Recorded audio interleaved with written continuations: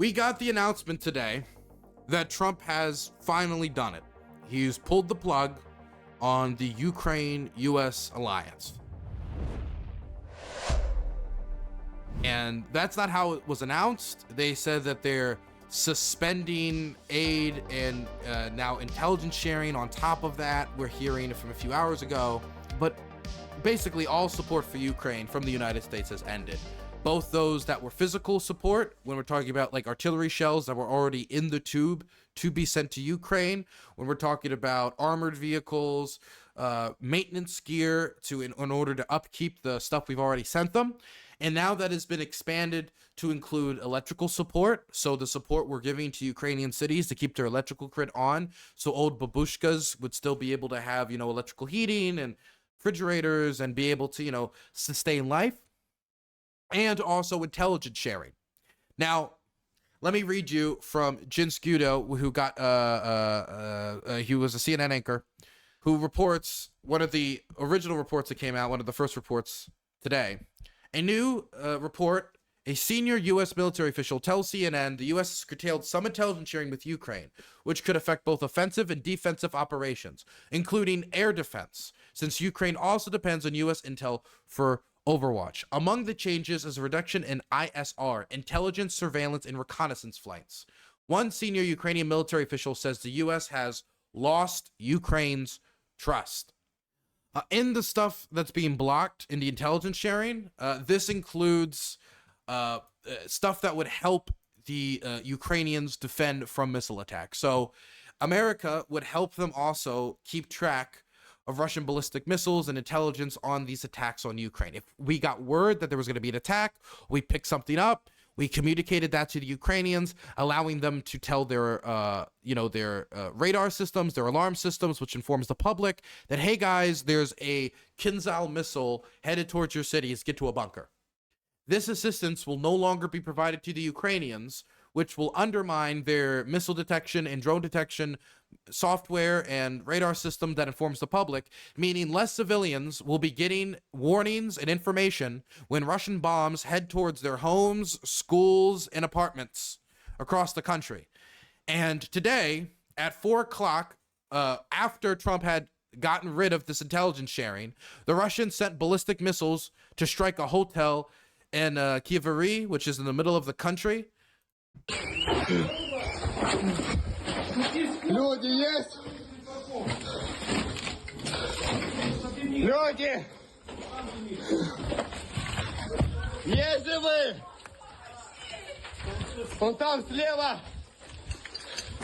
Сейчас я подниму, стойте! Я, сука, этот отель лучше знаю. Стойте! Иду! Давай. А сейчас. Там будет час. Там будет час. Идите по прямой. Увидите лестницу. По ней на низ спускайтесь. Правой, с левой? С левой, да, с правой должно быть. This is what the hotel looked like after the strike. This is what it looked like before the strike. The Russians right now are sending, and I mean, I say this every few months, but that's because the Russians continue to try to increase the tempo of these attacks. They're sending some record number of drone attacks towards the Ukrainians. And we're talking about like well over 100 to sometimes we're calling like passing 200 drones being launched at the Ukrainians across multiple cities, straining their air defense systems and their air defense teams, which are using, I've seen them use between the wars. Not World War II era guns, like 1930, like before World War II era machine guns being like put on poles, and they'll send out air defense teams to sleep out there during the night. And anytime they get a report, they'll get out there and try to shoot those down with whatever they have on hand. And are these the most effective systems? No, but they use what they can to protect their communities. Many of these are locals who aren't even really in the official Ukrainian armed forces, but have just decided that they're going to use their free time to go out there and try to shoot down these drones that are landing towards their communities. And the Ukrainians are willing to resist with interwar weapons, both between World War I and World War II, to try to shoot down these drones, and we can't even continue at no cost to us to share the intelligence about these drones going towards their cities, and we're not willing to, because why? Because Donald Trump wants to end the war because he cares about civilian casualties. And because he cares about civilian casualties, we can't help these people escape bombs. I call bull. I call bull.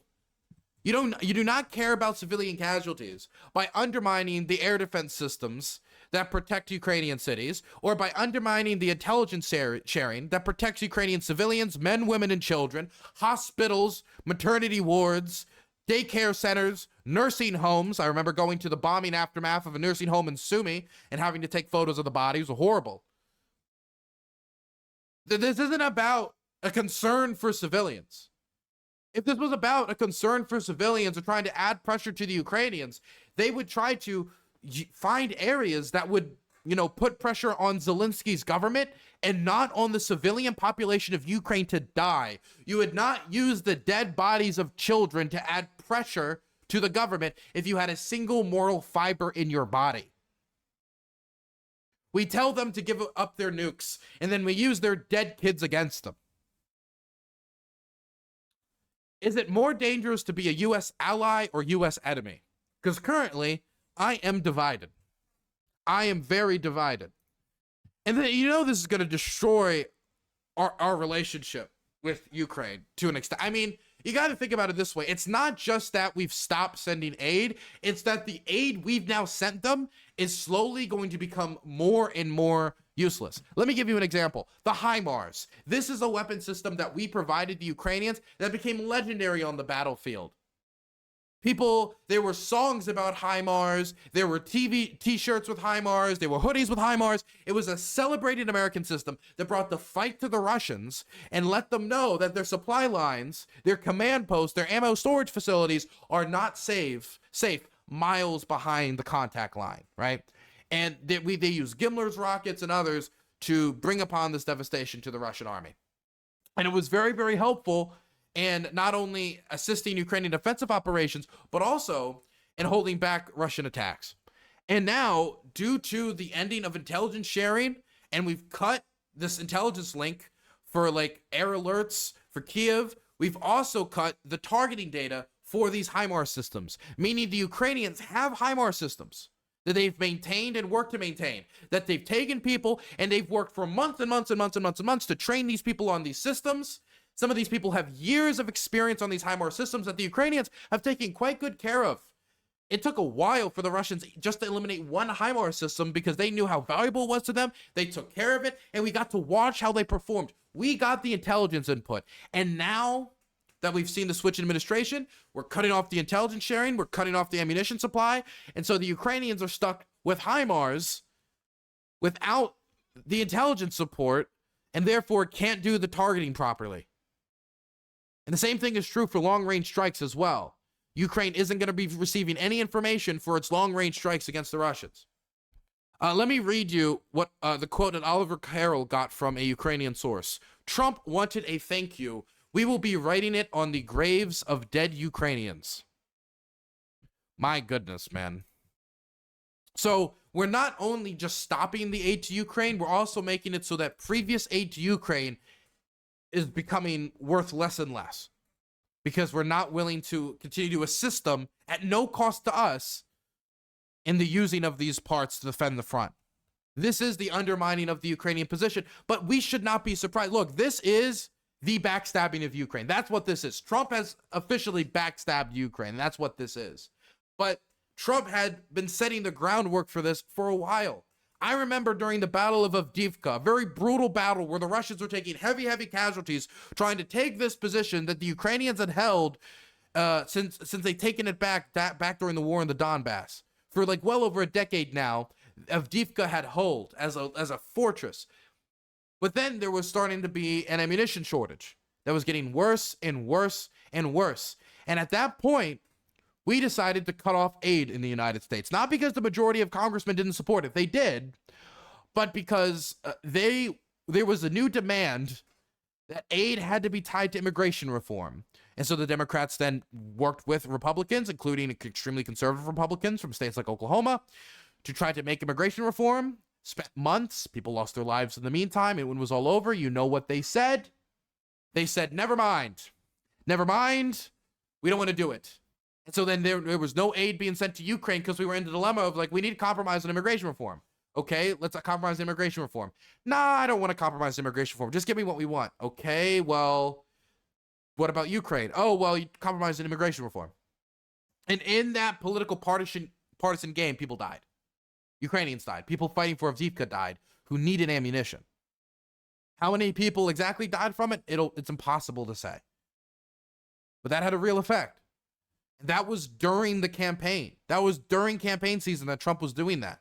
He was undermining the Biden administration's ability to support Ukraine, even though the Biden administration a lot of times did not need support and dragging their feet on key decisions.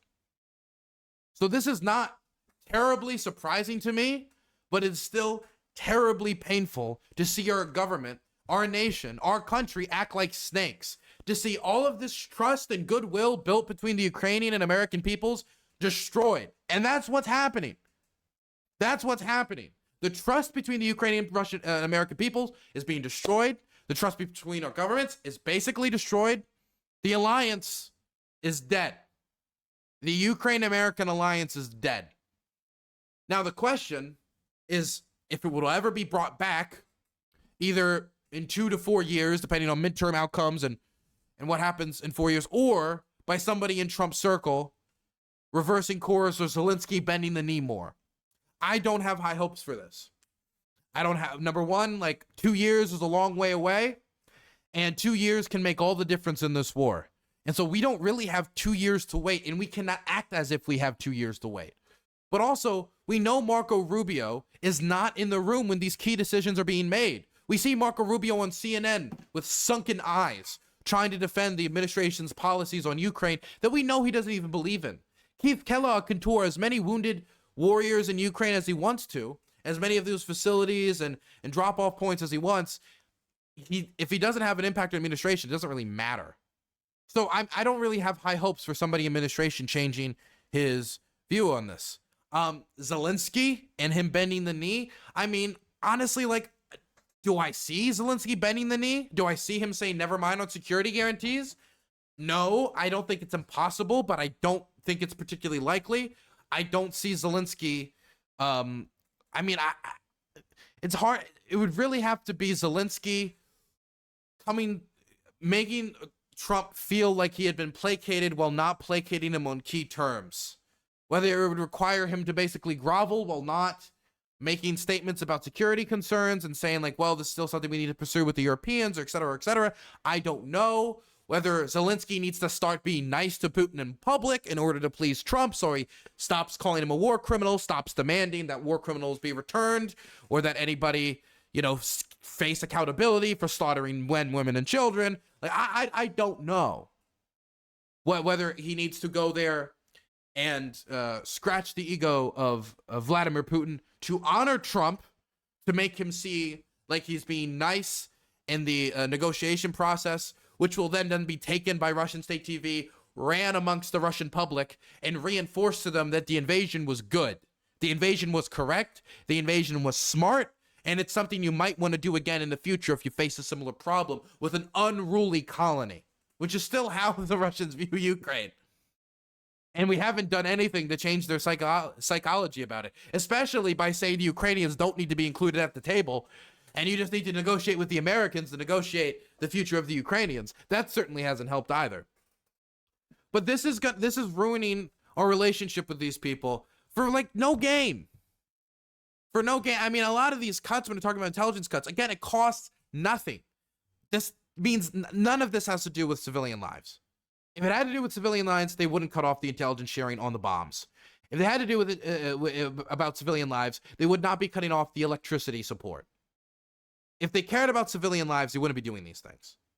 I also think you would be taking a different policy when it comes to Middle East policy, or when it comes to drone strike escalation, or when it comes to transparency around drone strikes. So it doesn't have to do with civilian casualties or like ending the violence. There could be something attached to the political glory that could come with ending the largest war in Europe since World War II, even if it's just temporarily to boost his result in the midterms. Because, I mean, war restarts in 5 years Trump's out of office. What does that matter to him if the war restarts in 5 years? Hell, if the war restarts in 3 years after he's won the midterms, he's not going to be on the ballot in 2028. Who knows?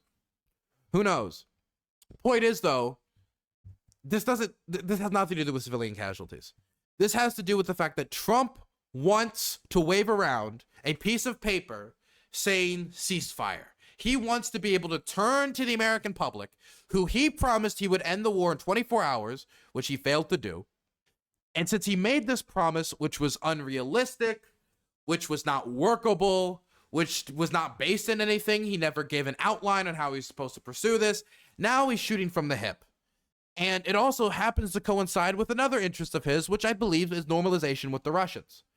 But both to get this piece of paper to say that he is the peace bringer, we've heard people in the Trump administration talk about, him wanting the Nobel Peace Prize and how they should nominate him once he brings peace to Ukraine for the Nobel Peace Prize, because I don't know if it's out of spite over Obama. He wants to get that over Obama. It's not just I won an election, I need to have the same honors as Obama, or I need to be given this attention and glory, or this is going to help me in the midterms. Either way, very little of this has to do with, or none at all, civilian casualties. I think it entirely has to do with the political effects of Trump being the peace bringer, even if it's just temporarily. Even if it's just temporarily, and the effect only helps with the midterms, as people are like, oh, the gun stopped firing. I guess that's good.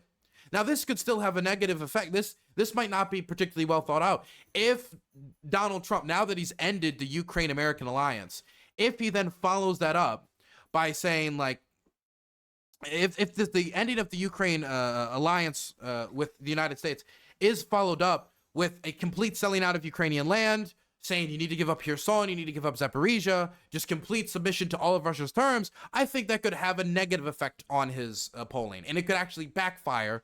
And instead of being seen as the peacemaker, he's seen as the coward in chief, the person who conceded land, who conceded freedom, who conceded Ukrainian terms and dignity and all of this stuff, and then set the conditions for another war, right? He'd be seen like, well, I know these comparisons are overdone. I know World War II comparisons are brought to, or stretched to their outer limits with this war. But I mean, he would have a Chamberlain-esque role.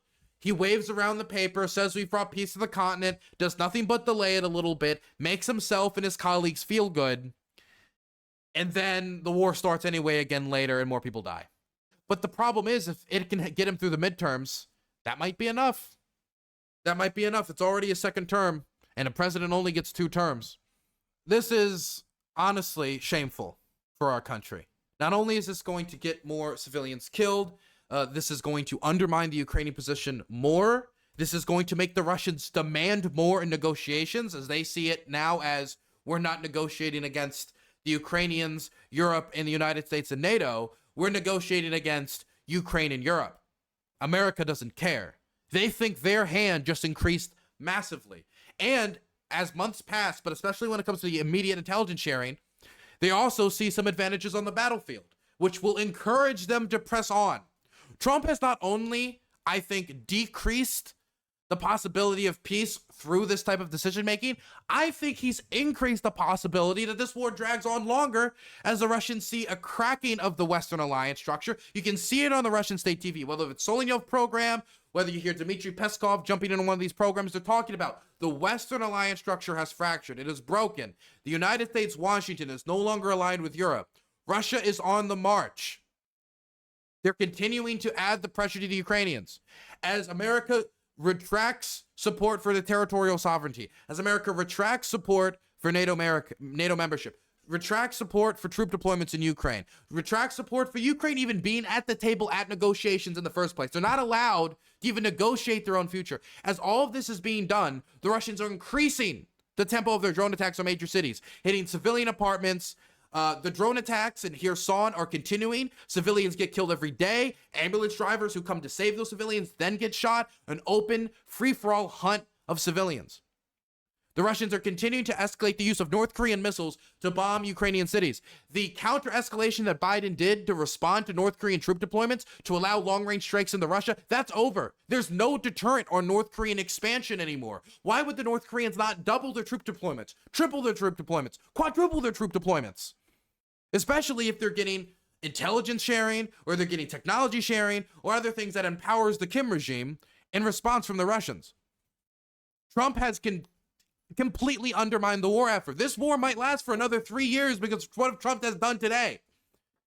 As much as we're talking about like not taking, removing fuel from the fire, if we just take away the guns, we just take away the weapons that the Ukrainians use to defend themselves, then they'll just have to come to the negotiating table.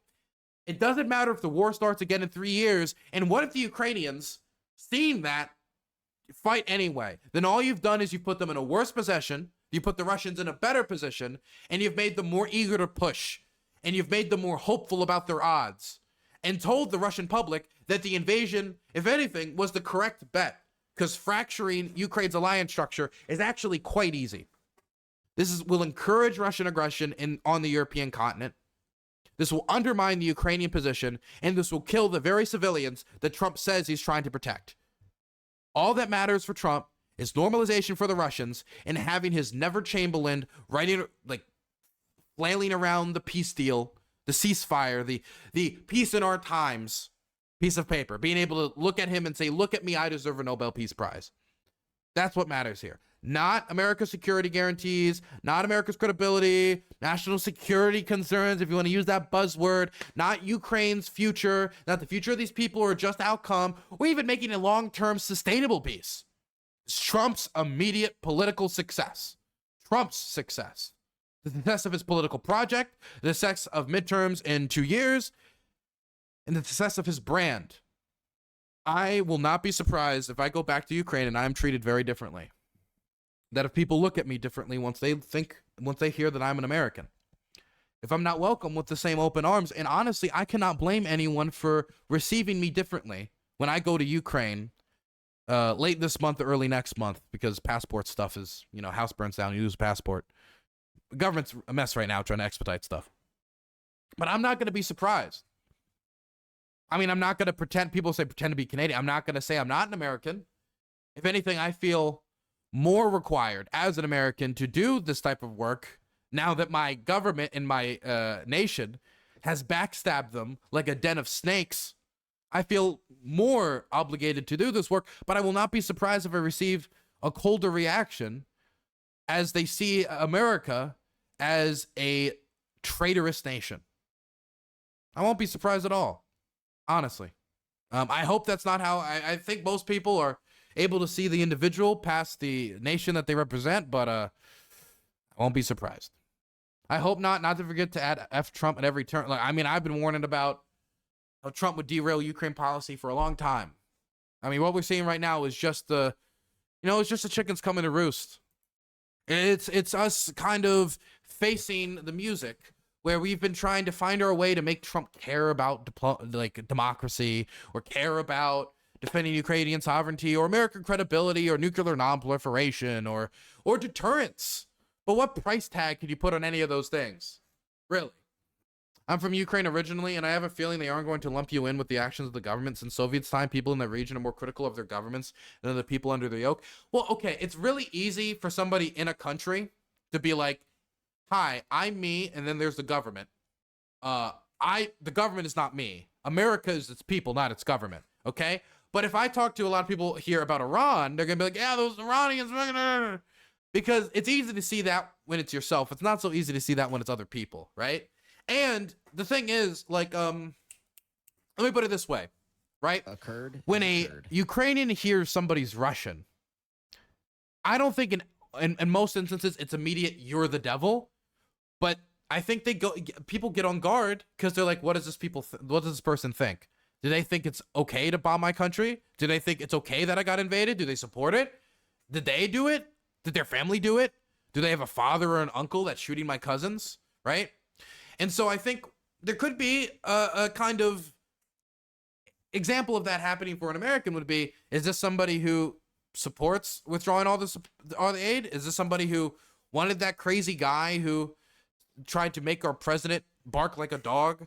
Like, but yeah, I don't think most people are going to treat me like shit or something. I'm just saying that I won't be surprised if people are more on guard. You could generally say you're Canadian. I'm not going to do that.